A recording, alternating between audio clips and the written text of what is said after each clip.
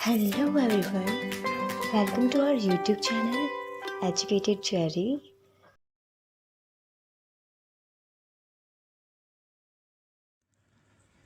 Charles Darwin का जन्म सन 1809 को एक महत्वपूर्ण वर्ष या भाग्यशाली वर्ष माना जाता है। जूलियस हक्सली नामक विद्वान ने इसे विशेष वर्ष की संज्ञा दी क्योंकि इस वर्ष ग्लैडस्टोन, होम्स जैसे लगभग आधा दर्जन महापुरुषों ने जन्म लिया। यही नहीं, दुनिया की महानतम हस्तियों में से एक तथा अमेरिका के महानतम राष्ट्रपतियों में से एक अब्राहम लिंकन का जन्म 12 फरवरी 1809 को ही हुआ था। उसी दिन सूजनाह ने अपनी 5वीं संतान को अपने मकान दी माउंट स्क्वायर जॉर्जियन हाउस में जन्म दिया, जिसे डॉक्टर रॉबर्ट डार्विन ने सन 1800 में बड़े चाव से बनवाया था। यह इलाका शहर से अलग था, पर नदी के किनारे बसे इस इलाके से अद्भुत प्राकृतिक छटा निहारने का एक अलग ही आनंद था। आसपास सुंदर मोहक पेड़ थे। बच्चे का नाम चार्ल्स रखा गया। उस समय यूरोप में भारी उथल पुथल मची थी। अंग्रेज नेपोलियन से जूझ रहे थे। युद्ध की खबरें ही लोगों के बीच चर्चा का प्रमुख विषय थी। बालक चार्ल्स भी लोगों के बीच इस तरह की बातें सुनता रहता था। वेजवुड परिवार का एक युवक मोर्चे पर डटा था और उसने ऐतिहासिक वाटरलू युद्ध में भाग भी लिया। जून 1815 में अफवाह उड़ी कि नेपोलियन ने आत्मसमर्पण दिया है तो किसी को विश्वास ही नहीं हुआ। डार्विन परिवार और वेजवुड परिवार जब भी मिलता तो युद्ध की ही बातें करता। किसी का भी ध्यान 5वीं संतान चार्ल्स पर नहीं जाता था। चार्ल्स का प्रारंभिक विकास अति धीमी गति से हुआ। जब नेपोलियन के आत्मसमर्पण की खबर आई तो सभी उत्तेजित थे। सभी ने देखा 6 वर्षीय चार्ल्स अचानक उत्तेजित हुआ। अभी तक की उसकी गतिविधियां अपने हम उम्र बालकों से पीछे रहा करती थी, पर सब कुछ ज़्यादा ठीक नहीं रह पाया। जब चार्ल्स मात्र 8 वर्ष का था तब उसकी माता सूजनाह इस दुनिया से चल बसी। चार्ल्स को इस गहरे आघात का कोई खास एहसास नहीं हो पाया। वह अपनी ही दुनिया में खोया था और कंचे, सिक्के, डाक टिकट, पौधे, चिड़ियों के अंडे आदि एकत्रित करता रहता था। धीरे धीरे वह मरे हुए कीड़ों को इकट्ठा करने लगा। उसकी बड़ी बहन ने उसे बतला दिया था कि जीवित प्राणियों को नहीं मारना चाहिए और वह इसका पालन करता था। डॉक्टर डार्विन एक लंबे कद के भारी भरकम शरीर वाले तो थे ही, उनकी आवाज़ भी कड़क थी। वे इस अबोध बिन माँ के बच्चे की इन हरकतों से परेशान रहते थे और उसे अक्सर डांटते हुए कहते थे कि तुम इन कुत्तों, बिल्लियों, चूहों आदि के खेल में लगे रहते हो। तुम्हें अपने भविष्य की कोई चिंता नहीं है। तुम अवश्य ही अपने खानदान का नाम डुबो दोगे। माता के देहांत के थोड़े दिनों बाद बालक चार्ल्स को श्रूसबरी में ग्रामर बोर्डिंग स्कूल में भेजा गया, जिसकी स्थापना 250 वर्ष पूर्व ब्रिटिश सम्राट एडवर्ड सस्टम ने की थी। यहाँ का पाठ्यक्रम काफ़ी सख्त व परंपरागत था। चार्ल्स जैसे अनोखे बच्चे के लिए यहाँ कठिनाइयाँ ही कठिनाइयाँ थी। घर की तरह स्कूल के अध्यापक, प्रधानाध्यापक, डॉक्टर बटलर आदि सभी उससे निराश थे। उसके स्कूल की रिपोर्ट इस प्रकार थी: अंग्रेजी औसत, लैटिन औसत, गणित औसत, भूगोल औसत, इतिहास औसत, फ्रेंच औसत। टिप्पणी: चार्ल्स एक दब्बू बच्चा है। वह दूसरे बच्चों के साथ घुल मिल नहीं पाता है। वह सिर्फ फूल, पत्ते, चींटी, कीड़े आदि इकट्ठे करने में लगा रहता है। पर चार्ल्स इन सब टिप्पणियों से बेखबर था। वह इन कीड़ों आदि के बारे में ज़्यादा से ज़्यादा जानने में लगा था। वह अन्य किताबें भी पढ़ता था, पर पक्षी विज्ञान, कीट विज्ञान में उसकी गहरी रुचि थी। घर आकर भी वह यही सब करता था। हालांकि सभी इस बात से काफ़ी चिढ़ते थे। उधर चार्ल्स के बड़े भाई एरास्मस डार्विन ने अपने बगीचे में एक रासायनिक प्रयोगशाला लगाई थी, जिसमें चार्ल्स भी अपने भाई के साथ देर देर रात तक लगा रहता था। दोनों भाई मिलकर तरह तरह की गैसें व यौगिक तैयार किया करते थे। यह खबर चार्ल्स के स्कूल तक जा पहुंची और उसके साथी उसे गैस के नाम से पुकारने लगे। प्रधानाध्यापक डॉक्टर बटलर तो पहले से ही उससे खफा थे। वे उसे इन फालतू कामों में समय बर्बाद करने के लिए सार्वजनिक रूप से डांटने लगे। उपरोक्त गतिविधियां जैसे ही कम नहीं थी, ऊपर से चार्ल्स के सौतेले चाचा सामुवेल गाल्टन ने उसे निशाना लगाना और सिखा दिया। जब चार्ल्स ने पहली बार बंदूक से निशाना लगाया तो वह अत्यंत उत्तेजित हुआ। एक बार को तो उसकी हिम्मत ही नहीं पड़ी कि वह दोबारा कारतूस भरे। धीरे धीरे वह चिड़ियों का शिकार करने में माहिर हो गया। पिता डॉक्टर डार्विन उन सब गतिविधियों को कोई खास पसंद नहीं करते थे, पर वे उन्हें बर्दाश्त करते रहे। चार्ल्स अपने पिता के डील डॉल व गर्जदार आवाज़ से काफ़ी प्रभावित था। वह अक्सर उनकी चर्चा भी करता था।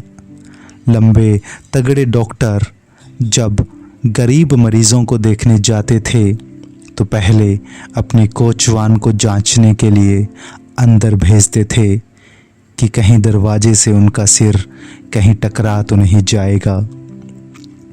सभी बच्चे डॉक्टर रॉबर्ट डार्विन की तरह तरह से चर्चा करते थे।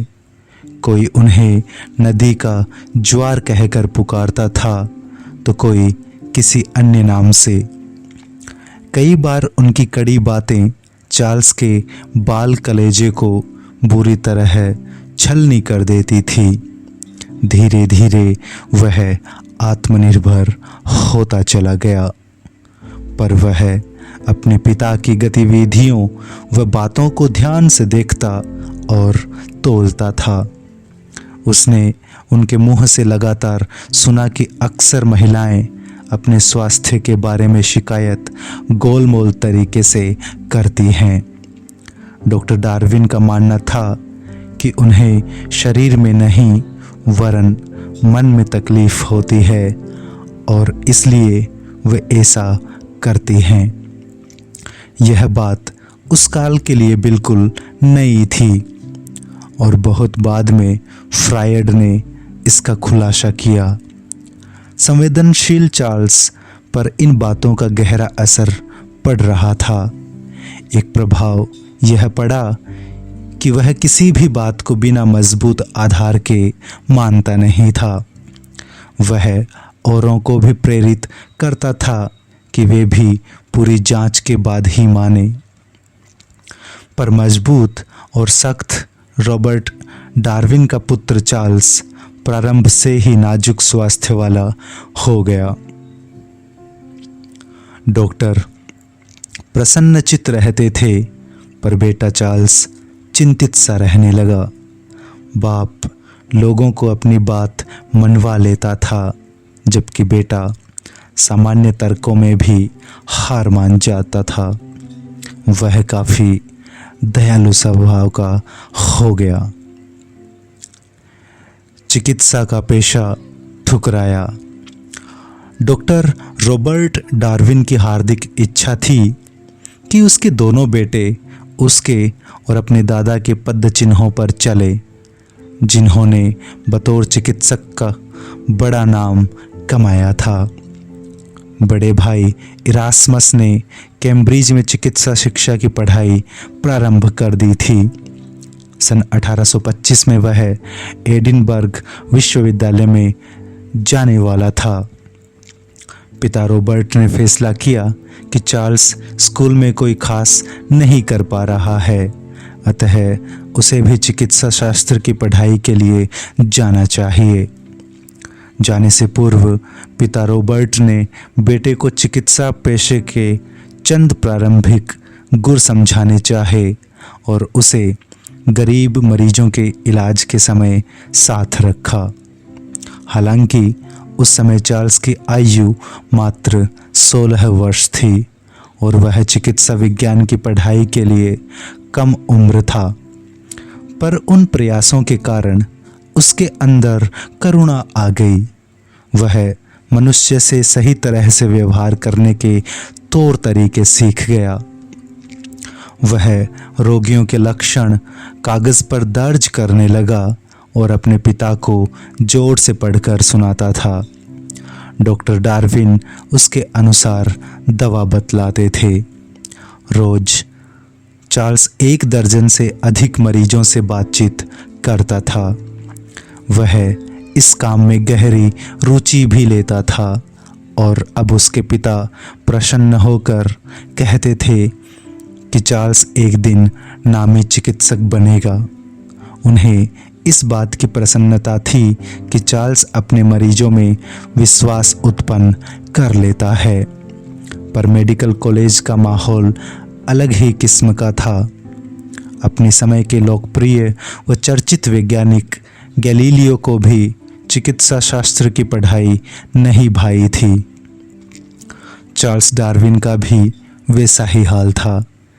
चार्ल्स की आयु 16 वर्ष की हो चुकी थी, पर मन उसका बच्चों जैसा ही था। उन दिनों स्कॉटलैंड में पड़ने वाली ठंड के बावजूद प्रातः 8 बजे चिकित्सा विज्ञान के विभिन्न विषयों के व्याख्यान प्रारंभ हो जाते थे। ये व्याख्यान चार्ल्स पर कोई प्रभाव नहीं डाल पाते थे। शिक्षक भी प्रभावहीन ही थे। वे भी पुराने घिसे पिटे लिखे लिखाए व्याख्यानों को शब्द दर शब्द दोहराते थे। कई बार स्थिति हास्यास्पद भी हो जाती थी, क्योंकि सन 1825 में पढ़ा रहे शिक्षक डॉक्टर मुनरो अपने दादा द्वारा लिखे गए व्याख्यान को, जो उन्होंने अपने कार्यकाल में लिखा था, दोहराते थे और उसमें सन 1719 में की गई कार्यवाही का हवाला देते थे।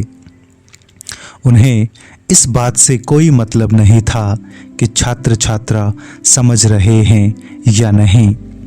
लड़के तरह तरह की गोलियां बना बनाकर उन पर फेंकते थे, पर उन पर कोई असर भी नहीं होता था। उन दिनों पढ़ाई में व्याख्यान पर अधिक जोर दिया जाता था और प्रयोगों पर नहीं के बराबर। किशोर चार्ल्स को शरीर की रचना का ज्ञान व्याख्यान द्वारा तो करवा दिया गया था, पर मेंढक का शरीर काटकर व्यवहारिक ज्ञान नहीं कराया गया। चार्ल्स डार्विन को व्यवहारिक ज्ञान पहले पहल तब हुआ जब उसे एडिनबर्ग अस्पताल में सर्जरी के दौरान भेजा गया। पहली बार तो उसने झेल लिया, पर दूसरी बार ऑपरेशन थिएटर में बच्चे का ऑपरेशन होना था। उन दिनों तक क्लोरोफॉर्म का आविष्कार नहीं हुआ था।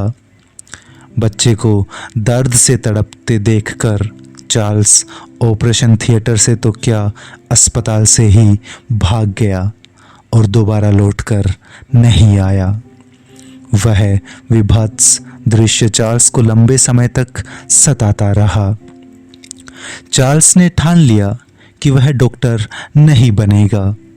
उसे यह भी पता था कि उसके पिता के पास अथाह जायदाद व पैसा है जिसके सहारे वह जीवन गुजार सकता है। अब उसने फैसला कर लिया कि वह वही करेगा जो उसे पसंद है। वह समुद्र के किनारे निकल जाता था और समुद्री जंतुओं से संबंधित विषयों का व्यवहारिक अध्ययन करता था। वह इन जीवों को एकत्रित भी करता था। वह सीपी पालने वालों के साथ भी उठता बैठता था और उनकी विभिन्न प्रजातियों के बारे में ज़्यादा से ज़्यादा जानकारियाँ एकत्रित करता था। उसने जीवों के शरीर को काटकर उनका अंदरूनी अवलोकन भी प्रारंभ किया और इसके लिए एक माइक्रोस्कोप का भी प्रबंध किया, पर वह माइक्रोस्कोप पर्याप्त व उपयुक्त नहीं था और उसका अध्ययन अधूरा ही रह गया। उसने समुद्री जल में बहते बीज देखे, उनका भी उसने माइक्रोस्कोप द्वारा अध्ययन किया और पाया कि वे तो लार्वा हैं। इससे चार्ल्स का उत्साह और बढ़ गया। उसने अपने अब तक के अध्ययन के आधार पर एक शोध पत्र लिखा। एक छात्रों की सभा में उसने इसे पढ़कर भी सुनाया। यह शोध पत्र प्रकाशित तो नहीं हो पाया, पर उससे चार्ल्स की एक पहचान अवश्य बन गई। अब चार्ल्स लगातार किताबें पढ़ता रहता था और विश्वविद्यालय में होने वाली सभाओं बैठकों में श्रोता के रूप में जा जाकर सुनता रहता था। एक विद्वान ने एक सभा में चिड़ियों के बारे में अपने अध्ययन के बारे में बतलाया था। इस सभा की अध्यक्षता प्रख्यात लेखक सर वॉल्टर स्कॉट ने की थी। चार्ल्स ने उसमें भी भाग लिया। एडिनबर्ग में रहते हुए चार्ल्स को अपने मामा जोसियाह वेजवुड जूनियर के साथ पेरिस जाने का भी अवसर मिला। वहाँ से उसके साथ उसकी ममेरी बहनें भी वापस आई, जिनमें से एक एम्मा बाद में चार्ल्स की पत्नी बनी। इसी दौरान चार्ल्स को निशानेबाजी का भी भरपूर अवसर मिला। वेजवुड परिवार सप्ताहांत की छुट्टियों में अपने मकान मायर में आता था। यहाँ पर अन्य मित्र व रिश्तेदार भी आकर जुटते थे और छुट्टियों का भरपूर आनंद लूटते थे। यह मकान छोटी पर सुंदर झील के किनारे कुछ ऊंचाइयों पर था। साथ में मकान के दोनों ओर लंबे चौड़े बगीचे थे। मकान में बड़े बड़े कमरे थे, जिनमें किनारे पर अलमारियों में किताबें सजी रहती थी। सभी लोग उन्हें पढ़ते और उन पर चर्चा करते थे। चार्ल्स इस प्रकार की चर्चाओं को कभी नहीं छोड़ता था। वह संगीत के कार्यक्रमों में भी भाग लेता था और बगीचों में बहने वाली शीतल बयारों और भीनी भीनी सुगंधों का भी आनंद लेता था। मकान और आसपास के पेड़ों की परछाई चंचल जल पर जब पड़ती थी तो एक अद्भुत मनोहारी दृश्य उत्पन्न होता था और चार्ल्स का मन इसे देखकर कभी नहीं भरता था। इस घर में बच्चों व छोटों के लिए समय समय पर दावतें होती थी और उनमें सभी घुड़सवारी का आनंद लेते थे। स्केटिंग भी होती थी और झील में नौकायन का भी मजा लिया जाता था। चार्ल्स का मन यह सब छोड़कर जाने का नहीं होता था, पर उसे मन मारकर एडिनबर्ग लौटना पड़ता था। कब 2 साल बीतने को आए पता ही नहीं चला। अब तक सभी के दिमाग में यह बात घर कर गई थी कि चार्ल्स अपने पिता और दादा की तरह डॉक्टर तो नहीं बन पाएगा, पर फिर आखिर क्या बनेगा और क्या करेगा। क्रोधी स्वभाव के डॉक्टर रॉबर्ट डार्विन अक्सर परेशान हो जाते थे और अपना गुस्सा रोक नहीं पाते थे। उन्हें चार्ल्स के बारे में बचपन से ही अंदेशा था और वह सब सच साबित होता जा रहा था। वे चार्ल्स की फूल पत्ती कीड़े मकोड़े इकट्ठा करने की आदत और निशानेबाजी के शौक को छुड़ाना चाहते थे। नए पेशे की तलाश। कैम्ब्रिज जाने के तीसरे वर्ष चार्ल्स के लिए नए पेशे की तलाश प्रारंभ हो गई। उस समय चंद पेशे जैसे कानून, चिकित्सा, धर्मगुरु, फौज, राजनीति आदि प्रतिष्ठित पेशे माने जाते थे। इनमें से कानून से चार्ल्स का दूर दूर तक का कोई नाता नहीं था। अतः जीवन के 19वें वर्ष में चार्ल्स के लिए यह फैसला हुआ कि वह धर्म की शिक्षा ग्रहण करे। हमेशा से पिता की आज्ञा मानने वाले चार्ल्स ने यह बात मान ली और सन 1928 से 1931 के दौरान उसने कैम्ब्रिज में नए सिरे से अध्ययन प्रारंभ किया। उसने अनेक पुस्तकें पढ़ी, उसके तमाम मित्र भी बन गए। यहाँ का जीवन उसे एडिनबर्ग या श्रूसबरी के जीवन से बेहतर लगा। उसने अनिवार्य व्याख्यान भी सुने और पाठ्यक्रम को पूरा करने के लिए निजी ट्यूटर की भी सहायता ली। इस तरह उसने अपनी आवश्यक परीक्षाएं सफलतापूर्वक पास कर ली और क्राइस्ट कॉलेज में उसे 10वां स्थान प्राप्त हुआ। इन सभी के साथ उसने निशानेबाजी, शिकार, लंबी घुड़सवारी भी जारी रखी। उसे पार्टियों में पीने, पिलाने, गाने, ताश खेलने का भी शौक हो गया। उन दिनों विश्वविद्यालय में कीड़ों, तितली आदि पकड़ने का फैशन प्रारंभ हो गया। चार्ल्स को तो इसमें पहले से ही महारत हासिल थी। जब इस काम के दीवानों से उसका परिचय उसके चचेरे भाई विलियम डार्विन ने करवाया तो फिर क्या कहना।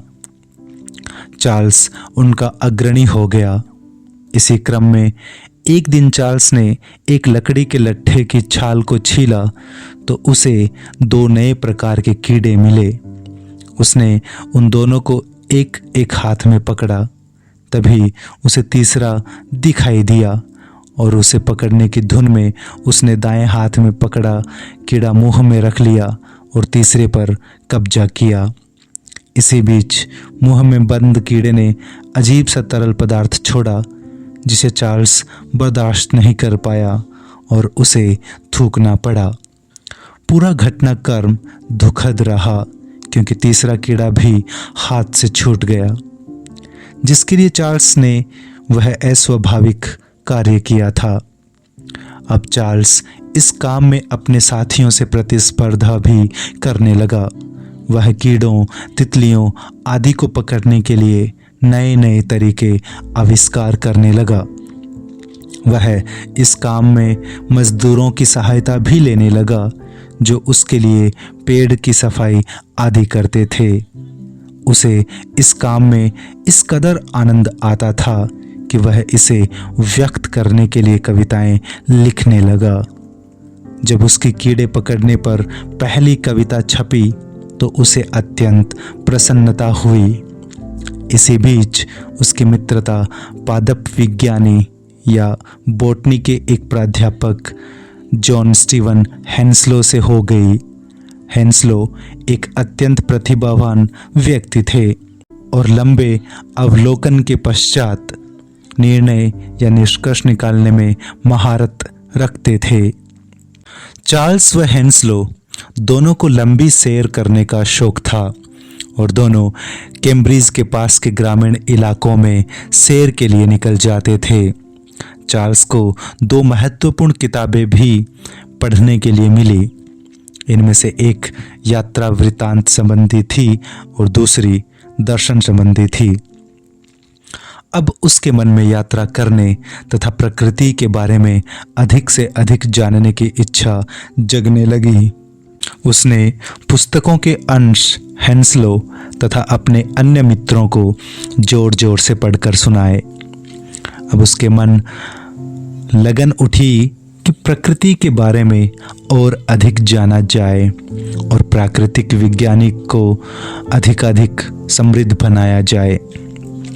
उसने सन 1831 में परीक्षा पास करने के पश्चात उसे कैम्ब्रिज में 2 सत्र और रहना था। हेंस्लो ने उसे प्रेरित किया कि इस अवधि का उपयोग वह भूगर्भ विज्ञान के अध्ययन में करे। उसी दौरान गर्मियों में प्रोफेसर आदम सेजविक वेल्स के पास पुरानी चट्टानों के भूगर्भीय अध्ययन की योजना बनाई गई। हेंस्लो ने प्रोफेसर सेजविक को इस बात के लिए राजी कर लिया कि वे चार्ल्स डार्विन को अपने अध्ययन दल में शामिल कर लें। जाने से पूर्व सेजविक ने डार्विन परिवार के साथ एक रात श्रूसबरी में बिताई। बातों ही बातों में चार्ल्स ने प्रोफेसर को बता दिया कि हाल ही में एक मजदूर को गड्ढा खोदते समय एक शेल मिला है। सुनकर प्रोफेसर ने कहा कि फिर तो आसपास और भी कुछ दबा होगा। इस बात ने चार्ल्स डार्विन को एक नई दिशा दी।